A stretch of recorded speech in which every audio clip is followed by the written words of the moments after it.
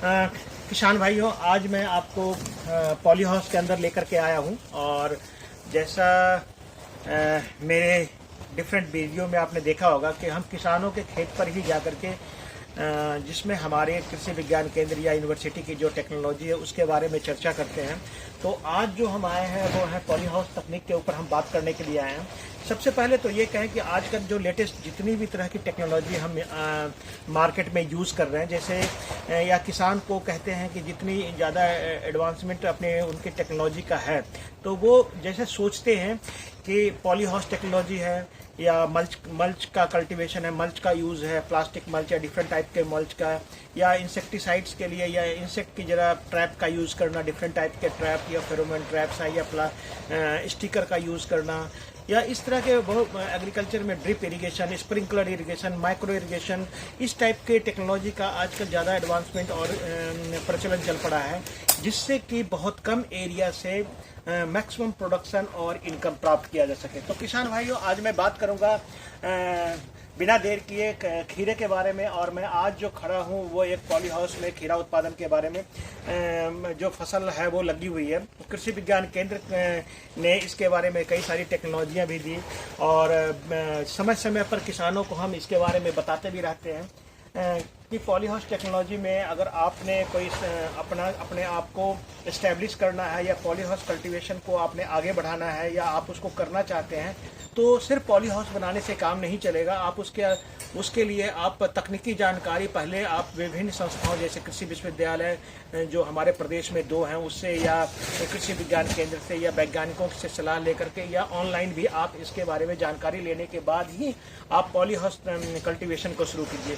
तो आज वैसे तो आपको पता है कि पॉली हाउस में जो बाहर का तापमान है और अंदर का तापमान, इसमें बाहर के तापमान को तो हम कंट्रोल नहीं कर सकते हैं, लेकिन अंदर का जो तापमान है उसको हम कंट्रोल कर सकते हैं। और हमारे ये 100% टेम्परेचर कंट्रोल से लेकर के पार्शियल टेम्परेचर कंट्रोल तक की सुविधा हमारे पॉली हाउस में होती है। कुछ ऐसे जो है पॉली हाउस जो मोस्टली आजकल हिमाचल में जो वर्किंग कंडीशन में पॉली हाउस हैं, वो हैं जो इन्वायरमेंटली कंट्रोल्ड हैं, यानी कि जिसके वातावरण का काफ़ी प्रभाव रहता है आसपास के वातावरण का। तो ऐसे पॉली हाउस में अपने मन माफिक तो टेम्परेचर हम नहीं ला सकते हैं, लेकिन हाँ, सर्दियों में हम एक ऐसा टेम्परेचर दे देते हैं जिससे कि पौधे की बढ़वार और फलन में कोई ज़्यादा दिक्कत नहीं होती है।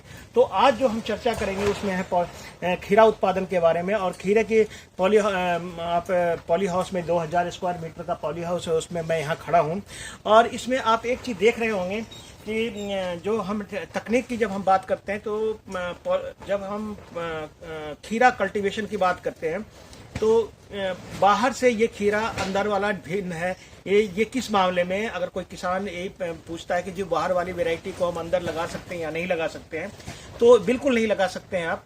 बाहर वाली वैरायटी को जो भी हम ओपन में कुकुम्बर जो ग्रो करते हैं उसमें हमें पॉलिनेशन की आवश्यकता पड़ती है। मैक्सिमम जो हमारे जो कद्दू वर्गीय सब्जी है उसमें क्रॉस पॉलिनेशन होता है, उसमें मधुमक्खी या विभिन्न प्रकार के पतंगों की आवश्यकता होती है पॉलिनेशन के लिए, तभी फ्रूट सेटिंग संभव होता है। उसमें प्लांट के ऊपर मेल और फीमेल फ्लावर दोनों आते हैं और एक साथ भी आते हैं और अलग अलग भी आते हैं, लेकिन फ्रूट सेटिंग की संभावना काफ़ी कम रहती है। लेकिन जब उसी वैरायटी को हम पॉली हाउस के अंदर जब लगाएंगे तो डेफिनेटली है कि अंदर में चूंकि इंसेक्ट की एक्टिविटी 0 बराबर होती है, तो फ्रूट सेटिंग की बहुत बड़ी समस्या आती है। तो आजकल या पिछले कुछ 15-20 वर्षों से आप देख रहे हैं कि टोमेटो कुकुम्बर का कल्टीवेशन जो है उसमें काफ़ी ज़्यादा वैज्ञानिक प्रगति हुई है। बहुत तरह की किस्में जैसे जो मार्केट में आई है, वो मार्केट में उसका जिसको हम गाइनोसियस बोलते हैं या पार्थेनोकार्पिक बोलते हैं, जिसमें सीड नहीं बनता, और फ्रूट सेटिंग 100% आप देख रहे हैं कि ईच नोड्स पे आपको फ्रूट्स मिल रहा है। और ये जो फ्रूट है वो किसी भी नोड पे बिना फ्रूट का, एक भी फ्लावर बिना फ्रूट का नहीं मिलेगा, सभी फीमेल फ्लावर ही होते हैं। और इसके अंदर से आप देख सकते हैं कि किसी में भी आपको फ्रूट सेटिंग में किसी तरह की कोई समस्या नहीं है। एक यूनिफॉर्म टाइप का, एक यूनिफॉर्म साइज का फ्रूट्स डेवलप होता है। यानी इन पौधों में इस तरह के जो पार्थेनोकार्पिक फ्रूट या गाइनोसियस फ्रूट है, वैरायटी है, इसमें किसी तरह का पॉलिनेशन की आवश्यकता नहीं होती है। तो आज जो हम चर्चा कर रहे हैं उसमें किसानों को मैं ये बता दूं कि सबसे पहला जब आप पॉली हाउस बना देते हैं और आप चाहते हैं कि खीरे का कल्टीवेशन करें, तो मैं जहाँ जैसे ऊना डिस्ट्रिक्ट में आप रहते हैं, ये गर्म प्रदेश गर्म पहाड़ी क्षेत्र माना जाता है, और यहाँ पे जो अप्रैल से लेकर के जून का महीना होता है ये काफ़ी गर्म होता है। लेकिन मैंने देखा यहाँ किसानों के यहाँ ट्राई किया है कि वर्ष भर में अगर आप चाहें तो अपने पॉली हाउस के अंदर 3 से 4 क्रॉप आप एक साल में खीरे की ले सकते हैं। पहली जो क्रॉप है वो आप जैसे अगर आप जून जुलाई में आप इसको लगाइए, जुलाई में करीब जुलाई अगस्त सितंबर और अक्टूबर में हार्वेस्ट हो जाएगा। अक्टूबर में लगाइए, अक्टूबर नवंबर दिसंबर जनवरी में हार्वेस्ट हो जाएगा। जनवरी की क्रॉप लगाइए तो जनवरी फरवरी मार्च और अप्रैल में जाकर के ये क्रॉप खत्म हो जाएगा। तो अभी अप्रैल का महीना चला हुआ है, आज 1 अप्रैल है और 1 अप्रैल को आप देख रहे हैं कि अभी फ्रूटिंग है। अभी इसमें 7 से 8 तुड़ाई इस खीरे में हो चुकी है। तो मैं यही आप लोग को बताना चाह रहा था कि पॉली हाउस के अंदर खीरा कल्टीवेशन में सबसे जो महत्वपूर्ण चीज है वो है आपको बीज का चुनाव। तो गाइनोसियस या पार्थेनोकार्पिक फ्रूट का ही चुनाव करें, किस्मों का ही चुनाव करें। पॉली हाउस के अंदर जो बाहर का तापमान रहता है वो 5 से 7 डिग्री टेम्परेचर अधिक होता है। CO2 की जो मात्रा होती है जिसका फलन के ऊपर पूरा प्रभाव पड़ता है वो 350 ppm से अधिक होता है। उसके अलावा आर्द्रता जो है, ह्यूमिडिटी जो है वो 80% से अधिक होता है। तो इसीलिए कई बार लोग बोलते हैं कि पॉली हाउस में सब कुछ घेरा रहने के बावजूद भी इसमें बीमारी की संभावना ज्यादा बनी रहती है। तो इसका कारण यही होता है कि ह्यूमिडिटी जो है वो 80% से अधिक हो जाती है, तो इसलिए डिफरेंट टाइप को डिजीज की संभावनाएं बढ़ जाती है। लेकिन अगर आपका पॉली हाउस जो है वो एरी है, उसमें हवा का आदान प्रदान बड़ा इजीली हो रहा है, तो आप इसको आसानी से इस बीमारियों को आसानी से रोक सकते हैं। दूसरा, जो पॉली हाउस का इन्वायरमेंट है उसको ज़्यादा सिंचाई ना करें, उसको ड्राई रखें और ड्रिप इरिगेशन का आप प्रयोग करें। तो मैं ग्रीन हाउस में उगाने वाली जो जितनी भी तरह की सब्जियां हैं, जैसे आपका टमाटर, शिमला मिर्च और खीरा तो है ही, इसके अलावा फूल गोभी, बंद गोभी, गांठ गोभी, आप पालक, धनिया, मेथी एवं मूली, शलगम, ब्रोकली, ये सब कुछ आप इसके पॉली हाउस के अंदर लगा सकते हैं। और हम किसानों को देखते हैं कि कुछ ऐसे भी क्रॉप है जो फिलर क्रॉप की तरह भी यूज होते हैं। दूसरा, आगे चलते हैं कि टेम्परेचर की बात है कि खीरा को लिए जो विशेष न्यूनतम तापमान है, कम से कम 15 डिग्री सेंटीग्रेड से नीचे जाने के बाद फ्रूट की सेटिंग और प्लांट की ग्रोथ बहुत ज़्यादा अफेक्टेड होता है। दूसरा, अधिकतम तापमान अगर पॉली हाउस का 45 डिग्री तक चलता है तो ये खीरा जो है उसको बर्दाश्त कर लेता है, यानी 40 से 45 डिग्री अधिकतम तापमान से इससे ज़्यादा होने पर इसकी फ्रूटिंग और फ्रूट सेटिंग में प्रॉब्लम इसमें भी आने लगती है। तो यानी कि औसत तापमान जो है वो 35 डिग्री टेम्परेचर है। उसके अलावा जो ह्यूमिडिटी है वो 60% होनी चाहिए, CO2 मोर देन 35% ppm होना चाहिए, और नमी जो है मिट्टी के अंदर नमी, क्योंकि जो क्रॉप इसके अंदर हम लगाते हैं वो बड़े साई नेचर का होता है, यानी इसका रूट का ग्रोथ बहुत नज़दीक में होता है और उसको न्यूट्रिएंट की पूरी आवश्यकता होती है। तो 90% आपको मिट्टी में नमी आपकी होनी चाहिए। इसकी नर्सरी उत्पादन की बात करें तो जब भी आपको खीरा लगाने का मूड हो, जैसे अब मैंने बता दिया कि आपको कि अगर जुलाई में आप अगस्त में शुरू करना चाहते हैं तो जुलाई में इसकी नर्सरी प्रोट्रेज में लगाएं। प्रोट्रेज सिंपल जो आजकल आता है छोटे कप वाले, जिसमें 90 से लेकर के 140 खाने बने होते हैं, और उसमें कोकोपीट, वर्मीकुलाइट और परलाइट का मिश्रण, जो पुरानी टेक्नोलॉजी है काफ़ी दिनों से डिजीज फ्री और हेल्दी सीडलिंग ग्रो करने के लिए, उससे उन तीनों को इक्वल मात्रा में मिला करके प्रोट्रेज को भरिए उसमें, और डिफरेंट टाइप्स के सीड को आप इसमें लगा सकते हैं। इसमें 4-5 दिन में इसमें सिंपली अगर आप अच्छी तरह से इरिगेशन और टेम्परेचर रखा है तो 4-5 दिन में ये अंकुरित हो जाता है, और 20 से 25 दिन में ये आपका 20 से 25 दिन में ये पौधा जो है नर्सरी लगाने लायक हो जाता है। रोपाई की बात करें तो वैसे तो हमने यहाँ पे नहीं किया है कि किसानों को, लेकिन अगर आप वीड कंट्रोल करना चाहते हैं और चाहते हैं कि मैक्सिमम न्यूट्रिएंट आपका मॉइस्चर कंजर्व रहे और प्लांट और ज़्यादा हेल्दी हो, तो पॉलीथीन मल्च भी बहुत ज़्यादा यूज किया जाता है। पॉलीथीन मल्च लगा करके जब आप प्रयोग करेंगे तो फ्रीक्वेंसी ऑफ वाटर की मात्रा काफ़ी कम हो जाती है और न्यूट्रिएंट भी कंजर्व हो जाता है। वैरायटी की किस्म की बात करें, इसके बारे में सबसे ज़्यादा सोचने वाली बात है। गवर्नमेंट जो सेक्टर हैं उसके द्वारा कुछ किस्में दी गई है, जैसे है चाइना है, पॉइंसेट है, लॉन्ग ग्रीन है, सुपर ग्रीन है, स्टेट 8 है, बालम खीरा, पूना खीरा, पूसा संयोग, ये सारी बहुत सारी वेराइटियां हैं जो गवर्नमेंट सेक्टर में ICR के द्वारा, IRI के द्वारा या अदर सेक्टर्स के द्वारा दी गई है। लेकिन प्राइवेट सेक्टर इसमें बहुत ज़्यादा काम कर रहा है और इसकी बहुत सारी वेराइटी जैसे क्यान है, आइसिटिस है, इन्फिनिटी है, हिल्टन है, या मल्टी स्टार है, डायनेमिक है, काफका का है, या फिएस्टा है, उसके बाद साइन फिट भी आपने देखा होगा कि बड़ी अच्छी वैरायटी है, फुल स्टार है, कैप्टन है, फाल्कन स्टार है और कंजीनियल है, कॉन्गनेल जो इसकी वैरायटी आती है, और सन स्टार, एमिर स्टार है। तो ये सब वैरायटियाँ यहाँ पर बहुत अच्छी तरह से काम कर रही है और इसको किसान पसंद भी करते हैं। पहले मैंने जहाँ तक देखा है कि पहले जो ये वैरायटी थी वो बड़ी कॉस्टली, उसका एक बीज जो 10 से 12 या 15 रुपये का होता था। अब यही वैरायटी हम देखते हैं कि बहुत सारी वैरायटी ऐसी कंपनी ला रही है जो 2 रुपये से लेकर 3 रुपये तक का बीज होता है। तो आप, मेरा कहना यह है कि जब भी आप खीरा उत्पादन के बारे में सोचें तो वैरायटियों के चयन के बारे में पूरा ध्यान दें।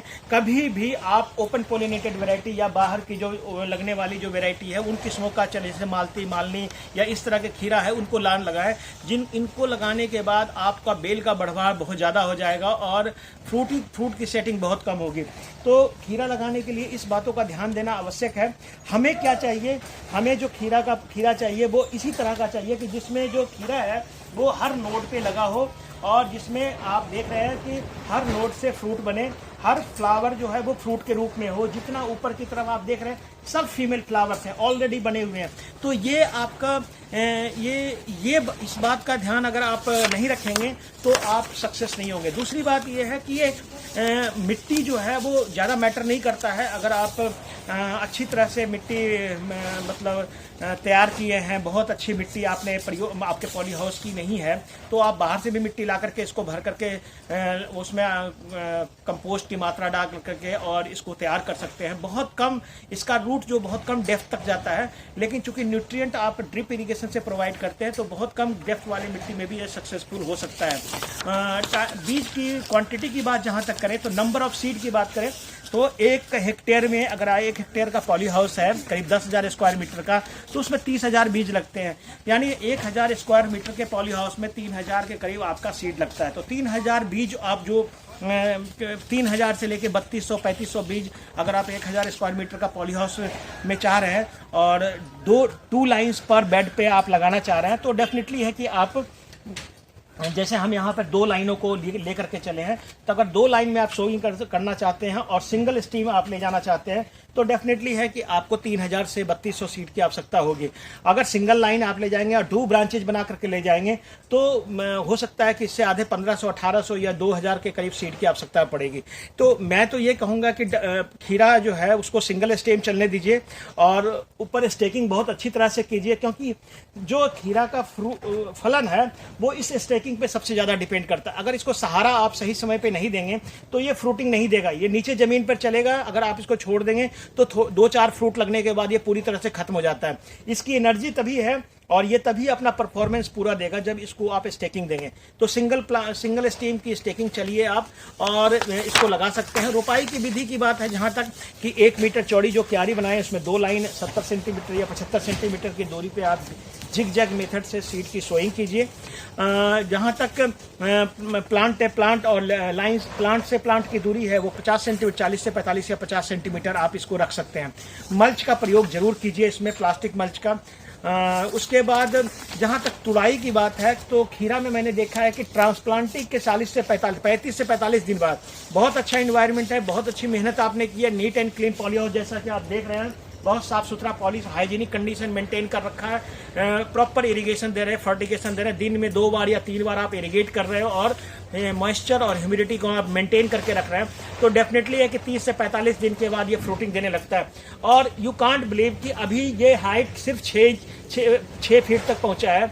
6 फीट तक में इसको थोड़ा डाउन भी किया गया है। तो 6 फीट में ये करीब 9 से 10 हार्वेस्टिंग ये दे चुका है और अभी इसकी हाइट कम से कम 12 से 13, 14, 15 फीट तक जाएगा। तो आप अल्टीमेटली विश्वास करिए कि 20, 22, 24 हार्वेस्टिंग तक इसको लिया जा सकता है। इट डिपेंड करता है कि आप स्टेकिंग कितना बढ़िया तरीके से करते हैं।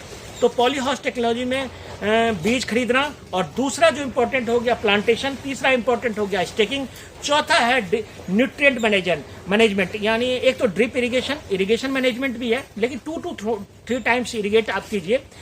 डिजीज मैनेजमेंट में अगर आपका पॉली हाउस पुराना है तो डिजीज मैनेजमेंट के ऊपर ध्यान देना पड़ेगा, लेकिन न्यूट्रिएंट मैनेजर उससे ज़्यादा जरूरी है। आप न्यूट्रिएंट जो प्रोवाइड करते हैं वो ड्रिप के थ्रू फर्टिगेशन कीजिए।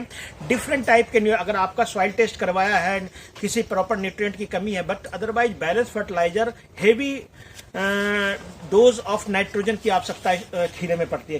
खीरा बहुत अच्छा परफॉर्मेंस करता है अगर इसको नाइट्रोजन अच्छी मात्रा में मिलता है। अगर खीरे का फ्रूट बहुत अच्छा शेप लेता है अगर उसको नाइट्रोजन बहुत अच्छी मात्रा में मिलता है। इसलिए नाइट्रोजन की कमी आप बिल्कुल मत रखिए। डिफॉर्म फ्रूट होने लगे तो नाइट्रोजन की मात्रा को प्रोवाइड कीजिए, लेकिन जब भी आप इसको नाइट्रोजन की मात्रा को प्रोवाइड करते हैं ड्रिप के थ्रू दीजिए, या उसके बाद स्प्रेयर के द्वारा, मतलब फोलियर स्प्रे के द्वारा भी दे सकते हैं। जैसे 19-19 है, या 26-26 है, या 50-50 है, 50-50 वाला है। तो इस तरह के एनपीके को कई सारे फर्टिलाइजर आते हैं जिसका आप यूज कर सकते हैं डिफरेंट टाइप में, और लेकिन नाइट्रोजन का यूज बहुत ज़्यादा जरूरी है। मैंने देखा है कि नाइट्रोजन का डायरेक्ट रिस्पॉन्स इसके प्रोडक्शन पे पड़ता है। जितनी बढ़िया प्रोडक्टिविटी होती है वो इसी पे डिपेंड करता है कि आपने उसमें बैलेंस न्यूट्रिएंट। अभी देखिए खीरे के पत्ते में किसी तरह का, जैसे आप ये अप्रैल का महीना है तो इस समय चांसेस रहता है कि अगर ह्यूमिड कंडीशन अगर डेवलप हो जाएगा तो इसको अंदर व्हाइट फ्लाई या डिफरेंट टाइप के थ्रिप्स, एफिड माइट्स वगैरह का प्रकोप बढ़ जाता है। लेकिन अभी तक इसका, चूंकि ये हाइजीनिक कंडीशन एकदम पूरा रखा गया है, इसलिए अभी तक इस तरह का इंसेक्ट पेस्ट की प्रॉब्लम नहीं आई है। एक बात और बोलूँगा कि ये जो निमेटोड की प्रॉब्लम है, ये पॉली हाउस की बहुत बड़ी समस्या है, और इसका इलाज करना आज के ज़माने में बहुत ज़्यादा मुश्किल हो रहा है। कई बार पॉली हाउस वाले कई बार बोलते हैं कि जी हम जो है 3 से 4 साल जब क्रॉप ले लेते हैं उसके बाद निमेटोड की समस्या आ जाती है। तो आजकल प्राइवेट सेक्टर के बहुत सारे इंसेक्ट, पहले तो कार्बोफ्यूरॉन वगैरह यूज़ करते थे निमेटोड के कंट्रोल के लिए, या ऑर्गेनिक के लिए हम बोलते थे कि गेंदा लगा दीजिए, लेकिन आजकल वेलम प्राइम करके बड़ी अच्छी पेस्टिसाइड आई है, और इसको भी गवर्नमेंट सेक्टर में कई जगह इसको टेस्ट किया जा रहा है। वेलम प्राइम, जिससे निमेटोड जो होता है वो पैरालाइज्ड हो जाता है और उसमें रिप्रोडक्शन की जो शक्ति है वो खत्म हो जाती है, और बहुत जल्दी इसका इफेक्ट 24 घंटे में बोलते हैं इसका इफेक्ट शुरू हो जाता है। तो डेफिनेटली है कि बहुत सारे ऐसी तरह के न्यूट्रिएंट पेस्टिसाइड आ रहे हैं जिसको यूज़ करके आप जो खीरा है, क्योंकि it is a very sensitive crop towards nematode problem.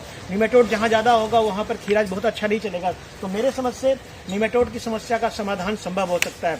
उपज की बात करें तो एक बार में अगर 1000 स्क्वायर मीटर का पॉली हाउस है तो 20 से 25 मैं ये जानता हूँ कि प्रति हेक्टेयर 500 से लेकर के 1500 क्विंटल, मतलब 1500 क्विंटल तक खीरे की पैदावार। ये डिपेंड करता है कि आपने स्टेकिंग कितना बढ़िया से किया है, न्यूट्रिएंट कितना बढ़िया से दे रहे हैं, आप बैलेंस फर्टिलाइजर दे रहे हैं कि नहीं दे रहे हैं, डिजीज की समस्या कितनी ज़्यादा है, ओवरलोड तो नहीं है, लीफ पे प्रॉपर सन का, सूरज का प्रकाश लग रहा है कि नहीं है, कोई शेडी कंडीशन तो नहीं है, प्रॉपर स्पेसिंग दी हुई है कि नहीं। अगर आप सारा कुछ ध्यान में रखते हैं तो डेफिनेटली है कि ईल्ड जो है 500 से 700 की बात नहीं, 1000 क्विंटल तक प्रति हेक्टेयर तक आप प्राप्त कर सकते हैं। यानी कि 100 से लेकर 150-200 क्विंटल प्रति 1000 वर्ग मीटर से आप 100 क्विंटल तक आप 1000 वर्ग मीटर से भी पैदावार ले सकते हैं। इस पॉली हाउस से अभी तक 32 क्विंटल की हार्वेस्टिंग हो चुकी है। तो मेरा कहना यह है कि this is very highly remunerative crop, बहुत ज़्यादा पैसा देने वाला फसल है। अगर मार्केट में इसका डिमांड है, क्योंकि ये फ्रूट जो है कई बार लोग इसको कहते हैं कि जी ये उतना टेस्टी नहीं है, भला सलाद पर्पस के लिए ये सबसे बेस्ट वैरायटी है और बहुत ज़्यादा इसको यूज़ किया जाता है। और दूसरी बात है कि खाने में बहुत टेस्टी है, फ्लेवर्ड होता है, इवन देखने में बहुत खूबसूरत होता है। तो अगर इसकी हार्वेस्टिंग थोड़ी अर्ली की जाए, यानी कि छोटा बेबी कुकुम्बर की तरह हार्वेस्टिंग की जाए, तो इसकी मार्केट में वो डिमांड बनी रहती है। दूसरी बात है कि जब भी आप इसकी हार्वेस्टिंग करते हैं तो आप ये ध्यान रखें कि इसका जो ये है इसको नहीं तोड़ते हैं, ये इसकी ब्यूटी है। अगर इसको लगा रहने देंगे तो ये मार्केट में ज़्यादा एक्सेप्टेबल होता है। प्रॉपर पैकेज में रख करके, पैकेट में और डिफरेंट टाइप के बॉक्स में रख करके 1 किलो 2 किलो के पैक बना करके आप इसको मार्केट में बेच सकते हैं। मैं लास्ट में यही कहना चाहूँगा कि कुकुम्बर कल्टीवेशन ऊना डिस्ट्रिक्ट में अप्रैल के महीने में ये लास्ट क्रॉप है। इसके पहले की एक क्रॉप दिसंबर में जनवरी में ख़त्म हो चुकी है, उसके बाद की क्रॉप है। तो एक चौथी क्रॉप एक तरह से है इस पॉली हाउस में कंटिन्यूअस कुकुम्बर की। कोई निमेटोड की प्रॉब्लम नहीं है, हमने प्रॉपर मेंटेन किया हुआ है और किसानों को बीच बीच में सलाह भी देते रहते हैं। जब हमारी बातचीत होती है कि जब हम क्रॉप को बदलते हैं या क्रॉप को रोटेशन करते हैं, डिफरेंट यहाँ पर 5-7 पॉली हाउस हैं, तो उनको कहते हैं कि जिसमें आपने कैप्सिकम लगाया उसमें टोमेटो लगाइए, जिसमें टोमेटो लगाइए उसमें कुकुम्बर लगाइए, और कई बार फिलर क्रॉप के रूप में भी हम यूज़ करते हैं। तो किसान भाइयों, मेरी सलाह यही है कि पॉली हाउस में कुकुम्बर कल्टीवेशन जो करें तो उसमें 5 बातों का ध्यान रखें।